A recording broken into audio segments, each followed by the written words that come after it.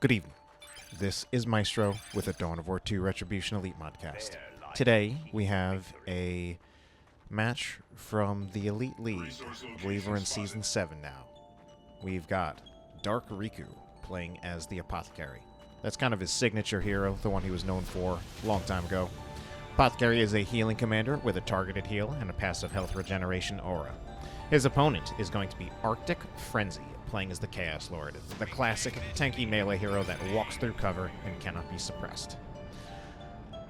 So then, this will be a best-of-3 series. Elite League has come up yet again. There is no way that I can catch as many series as I want to with the Elite League. There are actually so many of them. They go by so quickly. And these days I am rather busy. So I have picked a few that seem like that they are probably going to be good series. And we're beginning with this one right here. Dark Riku is a player who has been playing this game for like a literal decade now. He's kind of gone in and out of, in terms of kind of being how in practice he is, and by extension how good he is. But he's definitely a known good player. His best days possibly behind him. We'll see, unless he's going to make history now and win the new Elite League. But there has been a time in the past when he was one of the game's top players. He has won tournaments in the past. These days, when he does enter usually these competitions, he's usually not quite on top, but he's still very good, very much respected. And again, particularly known for his Apothecary play. Less known for his other heroes, but like many other good players, he does, in practice, play many different heroes, especially because part of the way that the Elite League is played is that you need to have a pool of 5 heroes, and you must switch your hero every single game, even if you win. Now, ArcticFrenzy is a player that I know considerably less. I've definitely seen his name before, not going quite as far back as Dark Riku, but I've seen it before, and he's definitely a very good player as well. I would not know at all, though, who would necessarily be favored between these two players. Like, knowing historically, I know more about Dark Riku, but again, there are some things that I said about how sometimes I wonder what kind of shape is he actually in. And it's possible that ArcticFrenzy could be someone who is in better shape as a player, who is more active and more in practice. That being said, let's take a look at what we actually got going on build-wise. We do have the Scout Tac Scout out of Dark Riku, the extremely classic Space Marine build, the most classic 1v1 Space Marine build pretty much of all time. With the way Riku's resources are looking, was just about to say it, but then we see them purchased, we're going to see the Assault Marines come out. Also very classic Space Marine build. Tactical Marines right here, I think they get around the firing arc, and I think that more or less helps him win the engagement. Chaos Space Marines are low. I feel like Scouts might actually want to come... No, actually, the tax buying time is the correct play, while the Scouts just cap it. Assault Marines make a lot of sense. They're very strong with the Apothecary because he can give them that extra heal that keeps them in combat longer. Assault Marines as a jump unit are often initiating and putting themselves in danger, and even without a heal, Assault Marines can be very powerful, as they often are with the Force Commander. But giving them the heal is the uniquely strong thing that the Apothecary can provide. Map control also comes out of the double Scouts. Now, on ArcticFrenzy's side, he's gone for double Chaos Space Marines. I do feel that this is a little atypical for a Chaos player. And to the extent that you can make it work, I normally think of the Plague Champion as the one who it is most practical with. Assault Marine's going to get the jump on here. That's an easy jump. Chaos Space Marine's in a lot of trouble as well, because they won't win against the Assault Marines either. I think the double Chaos Space Marine, I think the Plague Champion is the best at making that work. Then the Chaos Lord, and then the Sorcerer. I think with the Chaos Lord, especially if you have the Chaos Lord around, he can draw a lot of aggro away from the Chaos Space Marines so that they aren't the subject of ranged fire. But at the moment, Chaos Lord is mostly being used as a capping unit. Going to get the Combi Flamer. Combi Flamer in this matchup seems a little less intuitive than in other matchups, because I feel that it's not quite strong enough against things like the Tactical Marines and the Assault Marines, especially when you have an Apothecary who can undo that damage with a heal. But where it can be very strong is in this situation. when he's targeting scouts. These scouts with their regular infantry armor, Chaos Lord can bleed them quite quickly, scare them off the field, and that can definitely do a lot of things in terms of map control because of how much scouts are important for that purpose. Chaos Lord right here can tend to actually just work on starting that victory point. I'm surprised the Tactical Marines don't stay there. Okay, they want to focus on getting the Heretics off the field. Heretics actually in a fair amount of trouble. They find a good retreat path, though, so they might lose another model or two, but they won't lose the squad. Wow, another Heretic squad on top of all that. That is a little surprising, in a way also not. Typically, double Heretic builds are more common for Chaos players than double Chaos Space Marine builds. But what is more typical is that you make it Tick, CSM, Heretic, the opening build, instead of getting them this late. I don't think it's bad at all getting them this late, though. It does, in the long run, I think it's a better build, and Heretics are rather cheap. However, in some sense, we could still say that it is putting him behind, because if he had not gotten that Heretic, he could have started Tier 2 pretty much on track with Riku. As it is, Riku's going to get to Tier 2 first, and this puts him in a decent position to get out a Razorback. Now, there are many Space Marine Tier 2 units, but as far as I can remember, and pretty much as far as I can still tell, I think generally speaking, the Razorback in 1v1 games is most of the time, not saying 100%, but most of the time the Razorback is your strongest option, and especially when you have a tech lead. Now, of course, Riku doesn't necessarily have the bird's eye view that I have, where he can see just exactly how much of a tech lead that he has. I think he already purchased the Razorback. But as a highly experienced player, he might have a pretty good sense. So there's the Razorback already. He might have a pretty good sense, especially seeing the second Heretic squad, that he might be ahead of Arctic Frenzy. Okay, Assault Marine's a little low here, and, well, a little low, more like 60-70%. They jump in. It's not a great time for them to jump in, but they do win here against all of these units, so they jump in anyway. So very good judgment by Riku, even though his Assault Marines are at 60% health, which is around the time when you want to put the heal on them because they might lose the model. He jumps in anyway, knows that he just has the compositional advantage of the Assault Marines were jumping into a Havoc and Chaos Space Marines. I believe there's a Heretic squad, but I think the Heretic squad was forced off a little prematurely. Oh, heal does not come in time to save the Scout model. And oh no, Riku's not paying attention to the Apothecary, and he loses it. Riku has ultimately been winning for most of this game. He has been in the lead. That's really the first big blunder for him. That being said, I don't think it should actually set him back that far. He actually has so much Requisition that I don't think it would hurt him at all to just repurchase the Apothecary with Requisition. I think it would actually be better for him to use Requisition to get back the Apothecary instead of trying to wait for Lariman's Blessing. He's still another 42 red away from Lariman's Blessing, and he's got a surplus of Requisition. So, in fact, I really want to see Riku do something with that Requisition, and I think I would most like it to just be a node here, or here, and then maybe another generator or two. That might seem a little bit excessive, but I just feel that, well, on the other hand, we could also say that he can save that Requisition for reinforcements. Okay, what did he do? He spent resources on something. I just missed what it was. Because he went down. Okay, we have Assault Marine Sergeant and TAC Plasma Gun. There it is. And Sergeant.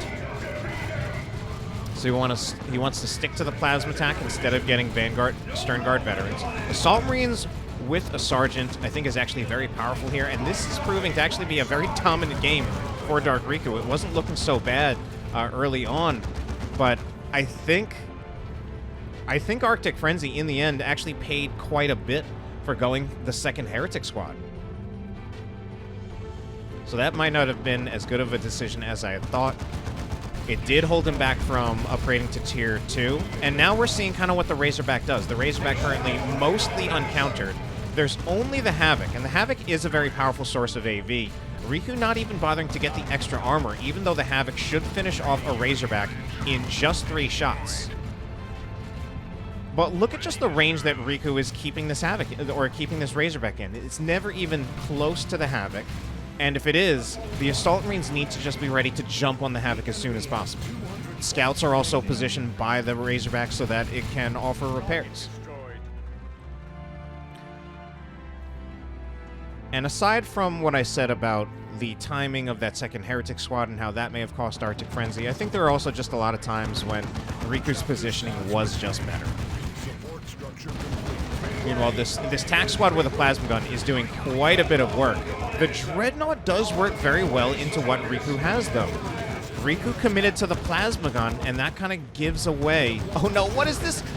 I'm praising Riku so much, and now he's driving right into it. Oh no, he has literally lost this Razorback. It was working out so well, playing up his experience. He kind of got it stuck around the requisition point. Oh god, that looks so bad, honestly. I was singing his praises so much, and then he loses that in, honestly, a rather embarrassing fashion. We've gone for full upgrades on the Apothecary, Anointed Power Axe Purification Rights, as well as the Armor of Purity. I like this upgrade path quite a bit. It actually makes the Apothecary very, very threatening in combat.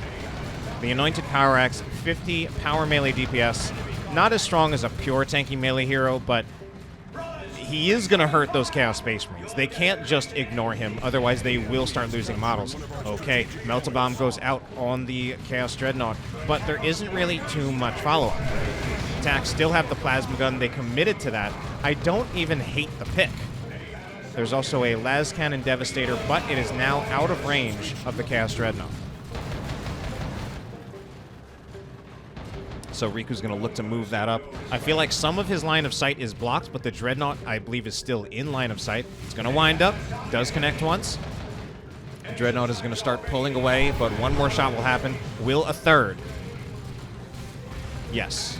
So third shot does go off, does put the Dreadnought in range where two more shots would have killed it, but it is now getting repairs.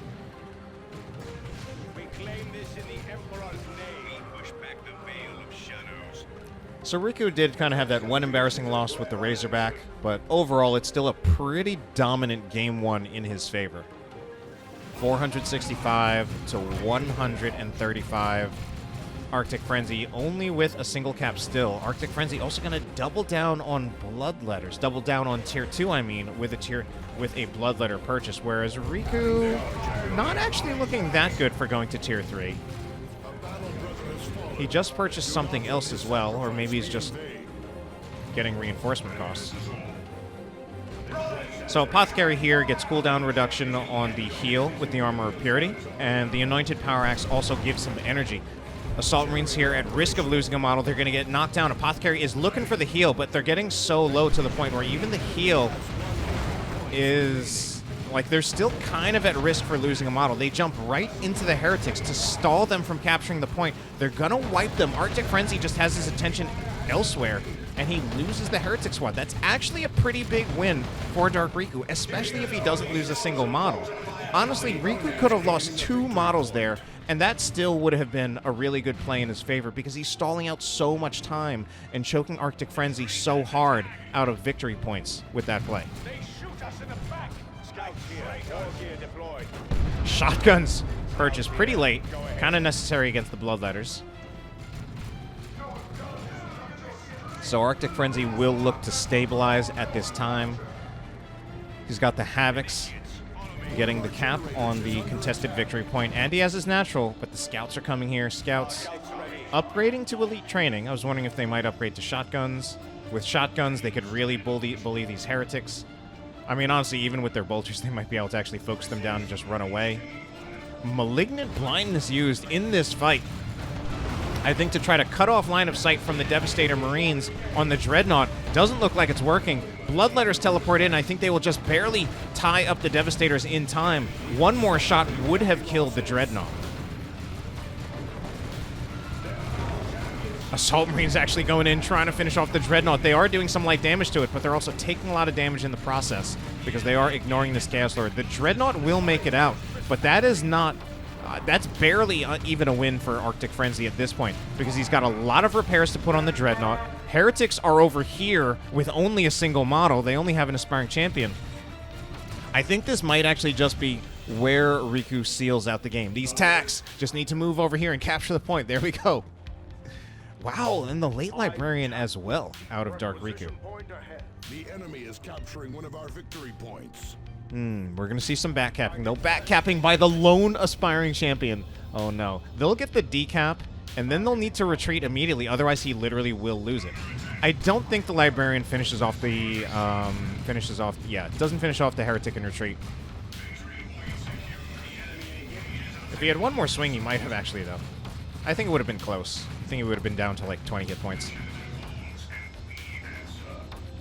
But this is Riku getting his natural back, and with that, this is basically ArcticFrenzy's last chance. He's going to make a play for the contested victory point. Bloodletters are nearly dead. And, I mean, he's bringing the Dreadnought out when it has, like, 1 hit point.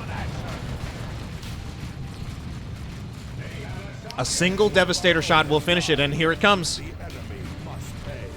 Oh, no, it doesn't actually happen. Dreadnought gets out of the way just barely in time. Librarian trying to use the Veil of Time on the Devastators, and this time it works. Yeah, that is 100% game over at this point. And it's only a matter of time.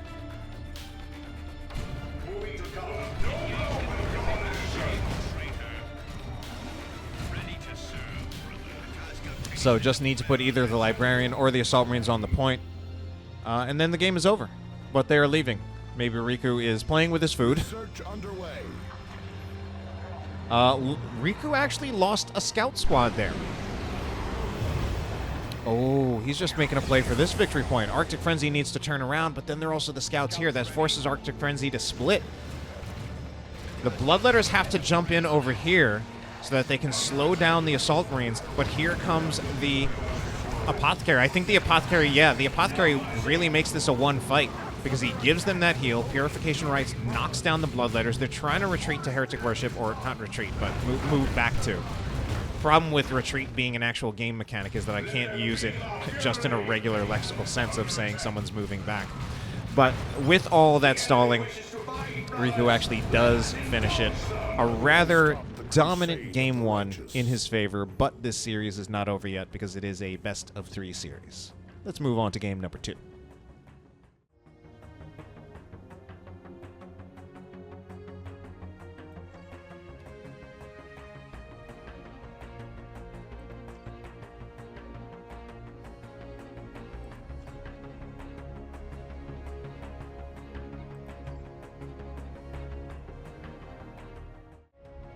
Game number 2 is going to take place on Calderis Refinery. This time, Dark Riku will be playing as the Force Commander, tanky melee hero that buffs and disrupts with Battlecry, and his opponent is going to be ArcticFrenzy, playing as the Warp Spider Exarch, teleporting ranged commander that is good at harassment. So then, of course, both players forced to switch. Dark Riku, again, known for his Apothecary, and he won dominantly in that last game. So now he has been switched off of the Apothecary, which is something that could make things a little bit tougher for him. But he's still in the wheelhouse, in his own wheelhouse of Space Marine. So it should still be strong for him in that sense. We're going to see the Scout Tac Scout again from Dark Riku again. If you're playing Space Marines and you're actually trying to play very competitively and you're trying to win, this, in many cases, is the build to go for. Meanwhile, ArcticFrenzy will have the Double Guardian along with the Howling Banshees. Pretty common Eldar build as well. And ArcticFrenzy getting an early lead in victory points, taking advantage of the Warp Spider Exarch's mobility. And at this point, the Tactical Marines will get in cover. They'll hold for a while. I think slowly but surely the Tactical Marines win this. The problem is that eventually it's stalling out a lot of time on the victory points, because it's just time when ArcticFrenzy is holding the victory points. And ArcticFrenzy also realizing that when you have a Warp Spider Exarch, it is a much better use of your time to teleport around, harassing scouts who are going to drop models much more quickly than it is to spend time sitting in cover dueling against Tactical Marines. So we're seeing the teleport being used constantly by ArcticFrenzy. And this is also a rather strong map for the Warp Spider Exarch. One of the reasons that it is good for the Warp Spider Exarch is that he's one of the few heroes in this game who can reliably put pressure on the opponent's natural victory point. Because of this long path around to get the natural victory point, it is much harder for non-teleporting commanders to be able to put pressure on that natural victory point, especially in the early game. In the late game, other races might have jump units that can just bypass that terrain, but you know, when you have a teleporting commander, you get a baseline, you get it right out of the gate. Shotgun purchase has been forced by the Howling Banshees. Howling Banshees trying to move back, but good positioning by the Warp Spider Exarch, basically getting just free damage on the scouts as they chase down the Howling Banshees. Dire Avenger is also going to come in here. Shotgun Blast is used. Second Banshee model does go down. Tax still moving in. I actually like the decision by the Tax. They are running a little low on hit points, and the support from the Guardians might make it a little bit harder. But they recognize that it's a better use of their time to focus on the Guardians than it is to try to get the melee fight against the Warp Spider Exarch. The Tactical Marines will win either one, but they win faster against the Guardians while also having the potential to inflict bleed. And then thirdly, you're also shutting down the the Guardians' range damage, which is more powerful than the Warp Spider Exarch's range damage. Forest Commander in here to chase down these Guardians as well. They'll just retreat immediately to prevent any losses. Guardian Weapon Team is out for ArcticFrenzy, and a second tack squad out of Dark Riku is not the standard, but I don't think it's that crazy. So we don't see an upgrade yet, but once we see the Guardian Weapon Team out, that makes me think that Riku is going to be looking for the Chainsword and Storm Shield. We'll see if I'm correct on that one. I think it would be more typical to just go for Assault Marines, much like you would with the Apothecary. Now, with the Force Commander, you don't get the advantage of that heal to just keep the Assault Marines topped up and let them stay in longer, but they still have good synergy with the Force Commander because he can go in with them after they initiate, he can buff their damage with Battle Cry, and he can provide knockback to any of the units that the Assault Marines are fighting. For the Emperor used, but the Guardian Weapon Team is set up, and that Shuriken Cannon will suppress the Scouts and the Force Commander. Force Commander now, I think he's going to go down. Riku stayed just a little bit too long. Oh yeah, he's mega dead. Tactical Marines need to get out as well. So this is not looking good for Dark Riku. My god, and the Warp Spider Exarch got out just barely. Of course, by then I was looking at him in base. But this is a strong position for ArcticFrenzy.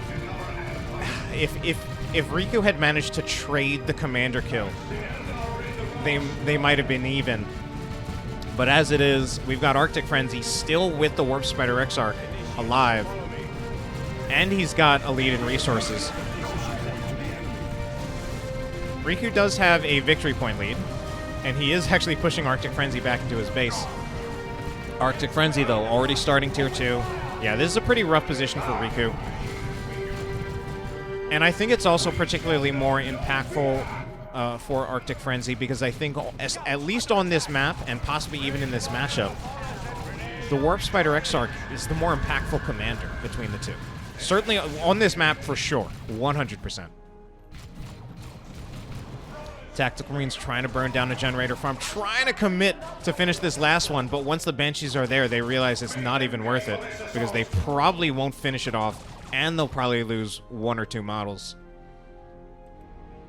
Still a double cap for Riku, so for the moment he's got the victory point pressure, but honestly it's not enough. This is actually looking pretty dire. Oh, this is so bad for Riku right now, actually. Because he'll be able to start Tier 2 in like maybe 15-20 seconds now. But ArcticFrenzy is about to finish Tier 2, and he has enough resources for a Falcon. I think the Falcon is most likely what we're going to see. Okay, no, I'm wrong so far. Oh, actually, I think you might still not have enough resources for it. But it would be coming up pretty soon. A structure under our protection has been destroyed. Dark Riku actually has a power income advantage, but not for too much longer. Okay, maybe he will retain it as he does force off the Guardian Weapon Team. I actually really don't like the Guardian Weapon Team being the one to get the decap. should definitely have been one of the Guardians, because the Guardian weapon team can kind of cover the approach, cover the decap. Although it's also entirely possible with how many units Dark Riku was walking out of base that he would have won that engagement no matter what. So Riku going to maintain the victory point advantage. Oh my. Oh no, this is terrible. Riku is actually now floating. He could have started tier 2 ages ago at this point. ArcticFrenzy also very interesting. I feel like he delayed this Falcon. No, I'm totally wrong. I'm actually completely fraudulent. The Falcon actually just costs a lot more power than I remembered. So he intended to get the Falcon all along, and he just needed more resources. I'm thinking too much like a Razorback. All right, Howling Banshee's going for a decap. While, you know what? I mean, this is honestly one of those games where that Falcon comes out. Oh, God, these tacks. Get him out of here. Get him out of here. Get him out of here. Oh, no. Like, I feel like Riku might actually be close to calling a GG. Oh, God. This is actually so bad now.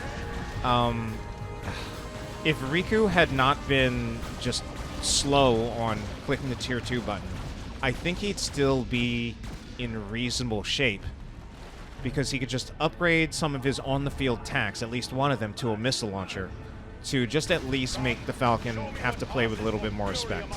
But this Falcon, as it is... Oh my, and ArcticFrenzy actually controls Riku's natural power farm. He's got a plus 74 power income to plus 20 for Riku. This is disastrous for Riku. He's getting a Devastator Marine squad because he feels like he has to. I think he just doesn't want to dump. Well, I mean, it's still 30 power for the Devastator compared to 40 for... yeah, it is... And he's going to have to upgrade that soon to a las cannon. Like, if he's getting that, the intention is a las cannon. So where is it? He's still bringing it out. Like, I don't think this does anything without a las cannon. Yeah, he's setting it up, but he doesn't have a las cannon. I don't know what's going on here. The Falcon does not care, unless he's just bluffing. And the Force Commander, what are you doing here? Do you go down and retreat? I think you do. I think he does go down and retreat. It's super close. He was looking for the Power Fist. And that's going to be another kill. The enemy is Second Falcon pretty much seals the deal. Like, there's no way Riku comes back from this. And the Devastator still don't have a las cannon. Man, I don't know what's going on here. Like, did Riku get disconnected or something? I'm sorry. I don't know. It's starting to get too tempting to roast players at times. Especially now. I mean, this is Div A. These are absolutely players who are these are players who would probably be better than me. In fact, not just probably, most likely would be better than me, even when I was in my prime. Like, Riku was absolutely better than me even when I was in my prime, and I'm roasting him for some reason.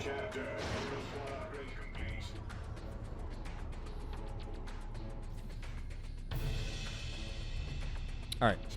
There hasn't been a concede yet. All things, like, all roasting or kidding aside, like, this is a massively winning game for ArcticFrenzy, and I don't think Riku comes back from this.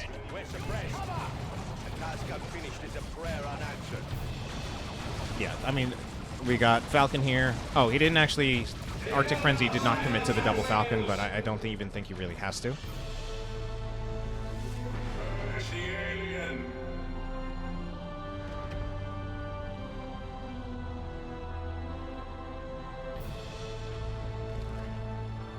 What ArcticFrenzy is, what I feel like he's going for at this point is he can actually just go to tier 3. Yeah, so there's tier 3. And once a tier 3 unit comes out,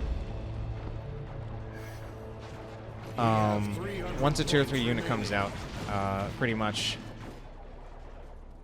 like, I think that's when, if Riku hasn't given up already, I think he would just concede and call it GG.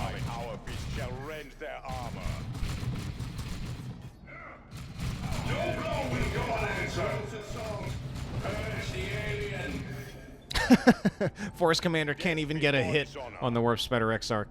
Teleports away before that can happen. Some upgrades on the Warp Spider Exarch as well. Power Blades, as well as the Enhanced Warp Jump Generator, so that's why he's just teleporting around all the time, because he gets the reduced cooldown. Also gets more energy regen, technically. So it's like, the Warp Spider Exarch is like impossible to catch at the moment. And he can also do things like go into melee with the Stern Guard veterans and actually put a lot of threat on them with these Power Blades.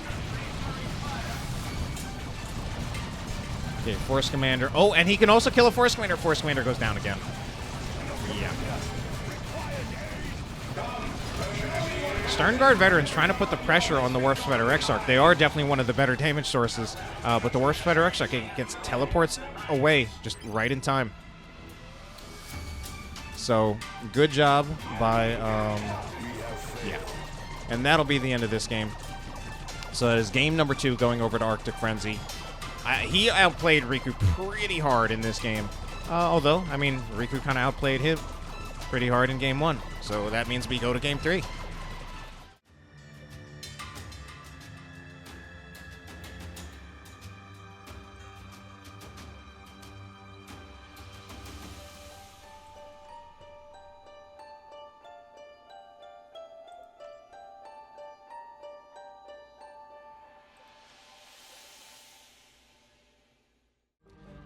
Game number 3 is going to take place on Calderis Desert, or Dark Riku. This time we'll be switching over to the Warp Spider Exarch himself, teleporting ranged commander, good at harassment, and his opponent is going to be playing my favorite, Sindri, Trollface, Chaos Sorcerer, spellcasting and battlefield manipulation hero. So interesting to see Riku on the Warp Spider Exarch, not a hero or even a race that I personally know him for.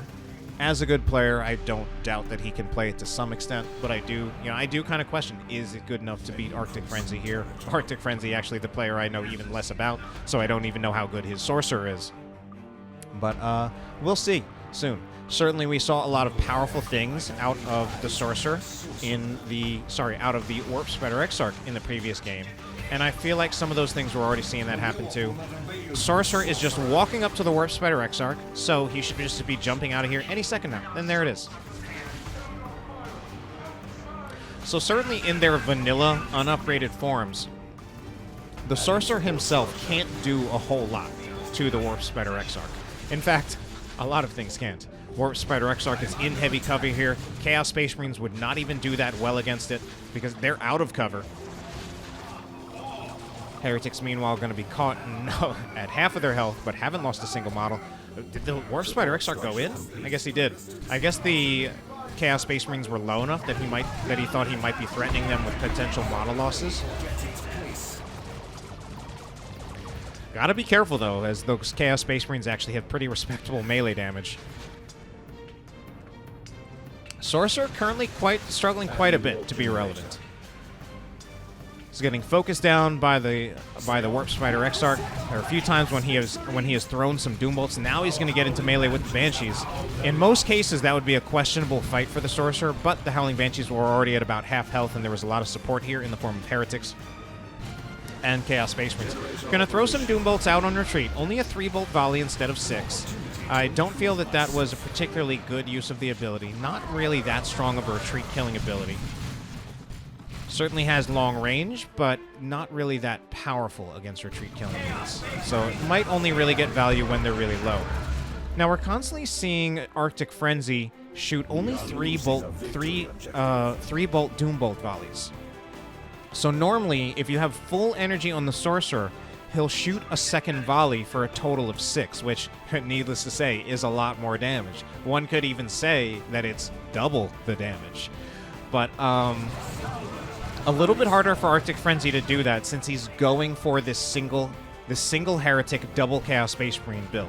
Normally, you want to consume the Heretic models to get the energy back, and that's easier to do when you have a double Heretic build than a single Heretic build. Again, a little surprising to see the double Chaos Space Marine. This is the Chaos hero who I feel that this is the least effective with and the hardest to make it work. So we'll see what ArcticFrenzy can do with it. And he's also going for Raptors as his answer to the Guardian Weapon Team. The Guardian Weapon Team is slightly surprising because the Sorcerer can be notoriously effective against setup teams, but it does require upgrades. We haven't seen any upgrades on the Sorcerer yet. The Sorcerer would either need the Sigil of the Rift or the Vestments of the Warp, and instead he hasn't gone for either of those. Instead he's gone for Raptors, a choice that I personally question. Honestly, it hasn't even been the first cast. Like, at this point, if you've been watching a few of my casts, you know that I often talk about how much I question Raptors. And I did say this as someone who was actually a pretty good Chaos main 5 or 6 years ago. They are the most expensive Tier 1.5 unit, and they are also the least flexible in terms of transitioning to Tier 2. And they do have a place. They do have a place. I'm not entirely sure if this game is it. Certainly, though, once the Raptors jump in on the Guardian Weapon Team has a lot to worry about. It's going to start taking damage. It can't... It may need to retreat, but there is counter-initiation possibility with these Howling Banshees, especially given that they are Aspect of Strength Banshees. It is time to add to our war panoply. Aspect of Strength, not necessarily... Well, just that the fact that they have their aspect, not necessarily that they have Aspect of Strength instead of Aspect of Fleetness. Raptor's going to jump in. They do have a lot of support there, so they kind of just catch the Banshees. Normally, you wouldn't want to jump Raptors into Banshees, but there was just so much support there in form of the double Chaos Space Marines as well as the Sorcerer, who did, in the end, decide to go Vestments of the Warp anyway. So this is something that I particularly question. Like, he's going for both. I guess the advantage here is that he can kind of double down on jumping in on the Guardian Weapon Team, and then especially if he upgrades to the Sword of Flame, and if they both jump in at the same time, the Raptors, or rather the Howling Banshees, will struggle a lot more to counter-initiate against that. As ever, we serve the craft. The Guardian Weapon Team also really just serves a key purpose in Riku's army.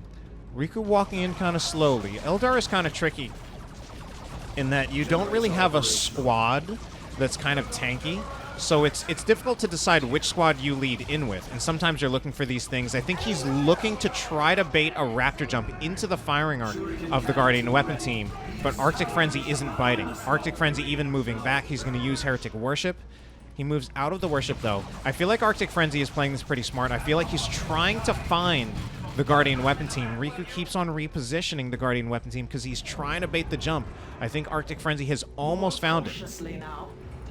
Riku, though, with all this posturing, Riku is going to kind of take advantage of this to use the Warp Spider Exarch for map control. He gets the decap, so he's taking victory points down in his favor. Warp Spider Exarch probably just going to teleport away at this point. I feel like he tanked a little too much damage, but he didn't just want to teleport away to the left. He wanted to teleport up closer to the rest of his army, because it looks like he actually just wants to take a fight here.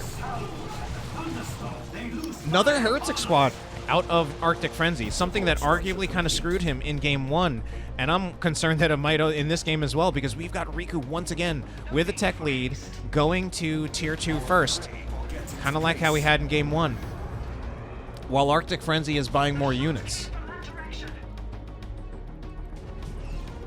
And now, to be fair, ArcticFrenzy didn't even have the power to go to Tier 2. But, you know, I just wonder if maybe he had...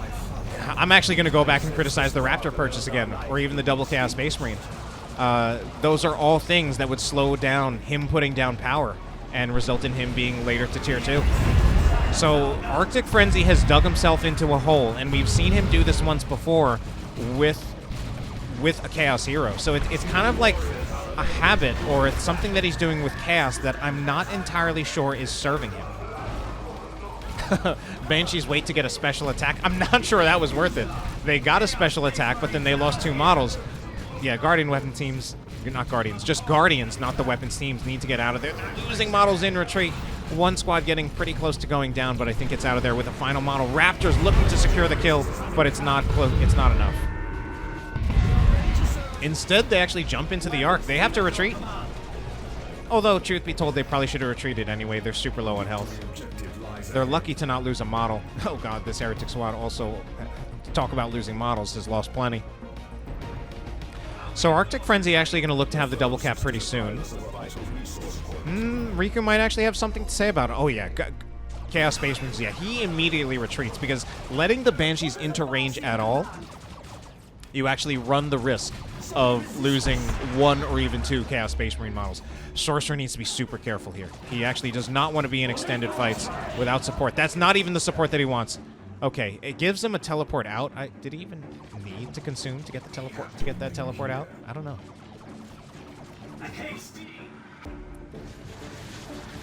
All right. Sorcerer, oh no. No. He needs to teleport out again. I think he has it, and he does, but yeah, he overstayed and was just lucky that he didn't pay for it. Chaos Space Marines should not even be here. Okay, he did have the support. Okay, I'm wrong. Like, Chaos Space Marines unsupported, like, they don't even want to stick around and shoot at Howling Banshees, but the Raptors did come in for the support, so he knew that. I wasn't looking kind of tunnel visioned and didn't look around on the map. And Guardian Weapon Team now needs to get out. Some nice harassment by the Warp Spider Exarch, and he is allowed to do that. And then he gets the victory, and then he'll go get the victory point. And none of ArcticFrenzy's units are even close to here, so he'll get the decap at the very least, if not the full cap. And this prevents any victory point pressure from really going in ArcticFrenzy's favor. Because at best, he'll get a cap in the mid. Falcon is out now, as predicted. So you can see from this series, and honestly from a lot of high-level series, that transports play a very big role for pretty much any race that has them. For a lot of reasons. First of all, out of your 2 vehicle options for most races, the transport is usually the cheaper one, because the walker is generally more expensive. The transport also gives you on-the-field sustain in the form of reinforcements for your units. Transports also have better speed so that they can get around the map better. So 3 reasons really, possibly even more that I'm just forgetting at the moment. Heretic, Arena Sea grenade on retreat, attempt to kill the Heretic. I feel like if he really tried really hard with that, but energy looked like it might have been used elsewhere, or maybe it had been used earlier. I certainly didn't see any grenades though. I think he's just using Embolden here for the range damage increase. Or I think it's just damage increase. Yeah, there is a Warlock leader on 1, or is it both of those Guardian squads? Yes, on both. Dreadnought comes out for ArcticFrenzy, so this is also the second time in the series that we're seeing the ArcticFrenzy Dreadnought. At least the timing in this game is a little bit better, and this is actually definitely the most even game we've had so far. That being said, as much as I just called it even, that was a triple cap for Dark Riku. ArcticFrenzy looking to slow that down, but soon he'll be behind almost 100 victory points. Oh, ArcticFrenzy doesn't even get this victory point, or if he does, it comes at great cost. He's literally going to lose the Heretics if he, like if he stuck them around there to try to get the cap, he literally would have lost that squad. Okay, but now the Falcon has kind of driven into a corner. It won't die, but that is some damage going in on the rear armor.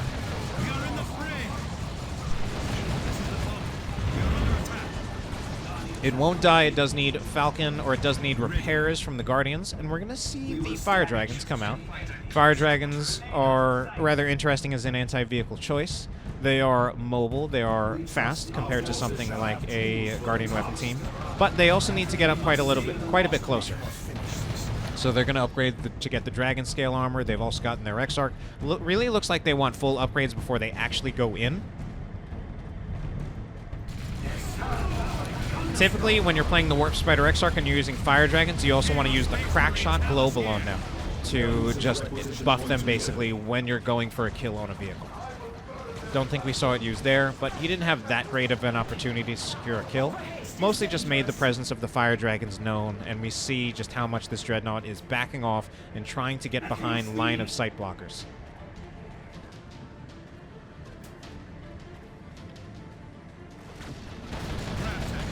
Okay, he moves back out, looking to put more pressure on the Falcon to slow down the victory point pressure that Riku was looking to put on. Guardians are moving forward, or rather, Fire Dragons are moving forward. They're a little low on health, but they can also just get reinforcements from the Falcon. It's going to cost them, but if you can continue to put on victory point pressure, which actually Dark Riku doesn't have at the moment, but he's going to get it soon with the Warp Spider Exarch. Doom Bolts will go in. Howling Banshees will get caught by that. I feel like that was just another, yeah, ArcticFrenzy only with the 3-bolt Doom Bolt volleys. Okay, that is the Bloodletters teleporting in on the Guardian Weapon team. He gets Bloodletters. Bloodletters on top of Raptors certainly actually makes life extremely hard for the Guardian Weapon team. The foe resets our holdings. Yeah, I mean, now actually with the triple jump unit, it's actually very, very difficult for Dark Riku to get much value out of his Guardian Weapon team. The Dreadnought's actually working, and ArcticFrenzy is fighting back. Yeah, so this is actually continuing to be the most even game of the series so far. Now watch me say that, and suddenly someone just massively starts running away with it. But, I mean, I say someone, because at this point, I actually can't really call it. Riku has the victory point lead. It feels like he's been playing a little stronger for most of this game. But at the same time, ArcticFrenzy is on the verge of a triple cap. Oh no, the Sorcerer. Okay. Yeah, that was almost really, really bad for ArcticFrenzy. He literally stepped around the corner and tried to stepped around the corner to throw some Doom Bolts, and he just ate a whole bunch of damage. And unfortunately, very sadly, ArcticFrenzy is saying he has the sound bug.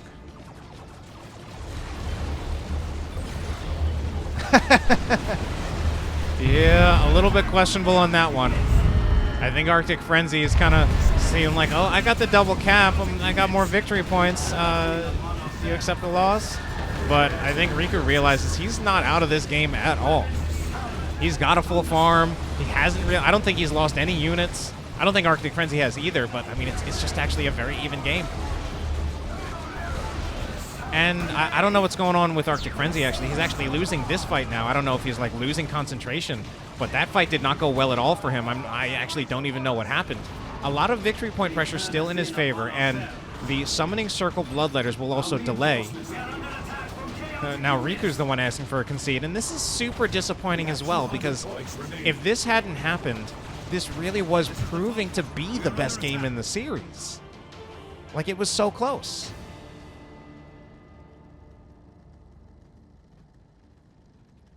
Oh, Relic. Can't you fix your game? This is so sad. It actually is so sad. Unfortunately, it's not something that I...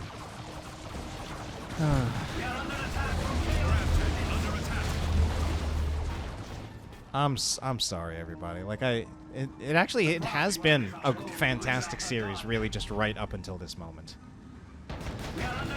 So, it's going to stay on YouTube. I feel like overall it's worth it, even though it ended up having a pretty bad ending.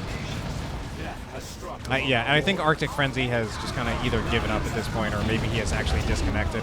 I'm actually going to check how much time is left in this game. 3.5 minutes. Alright, I don't know what's going on here. Okay. This game is going on for about 3.5 minutes, but... like, it's pretty clear to me that ArcticFrenzy has either given up or he's actually just disconnected or something. Dark Flames finishes off the Sorcerer, or rather the... yeah, I can't even talk. Finishes off the Banshees there.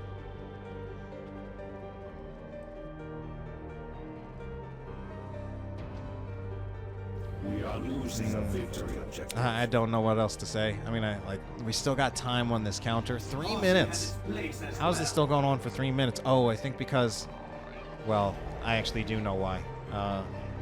It is because I think they said basically that he can't concede. So basically they're either waiting for the game to end or for the game to crash. Whichever one comes first. Our Warfighter Exarch at a team level 2. The enemy has 200. So Raptor's gonna get this victory point. I don't know, it's weird. What is ArcticFrenzy doing? Like, when he's putting the Raptors up here, it makes me look like he's still trying to play this game. Doesn't manage to move the Chaos Space Marines away from the grenade, though, and he didn't lose a single model for it. Oh, and a complete miss on the jump against the Guardians. Guardians at this point can just get into the safety of the Falcon. For some reason they don't, but they're just winning this fight anyway. I guess because they can do more damage if they stay outside the Falcon, and that puts more pressure on the Raptors.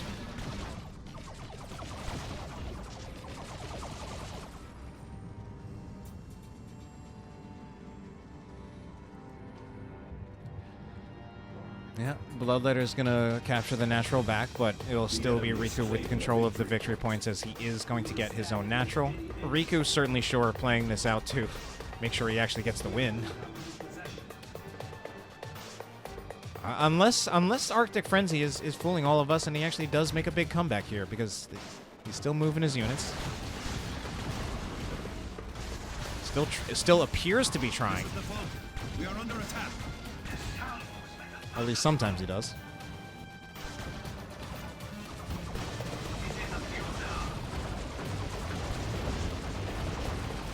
The enemy has 100 points remaining. Grenade launcher. Heretics grenade. Talk about grenades. Grenade thrown at the Heretics instead of launched. And does do quite a bit of damage to the Heretics. Alright, I think this is where Riku pretty much seals the deal. There we go. Flamer on the Fire Dragons. Helping them finish this generator farm pretty quickly. Yeah, that's a dead generator farm. It's a triple cap, and that's absolutely going to be game 3 going in favor of Dark Riku. Rather unfortunate end to the series, but well played by him nevertheless. And it was a good overall series aside from Relic getting in the way of things. The enemy seeks to silence our guns. This will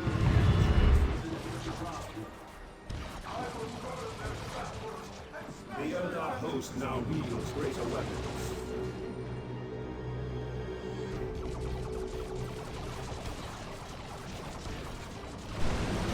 Raptor jump. Victory points at 6, 3, and 1. Then 0. We have prevailed. Alright, that'll be it. In spite of everything, I hope you enjoyed it, and have a good night.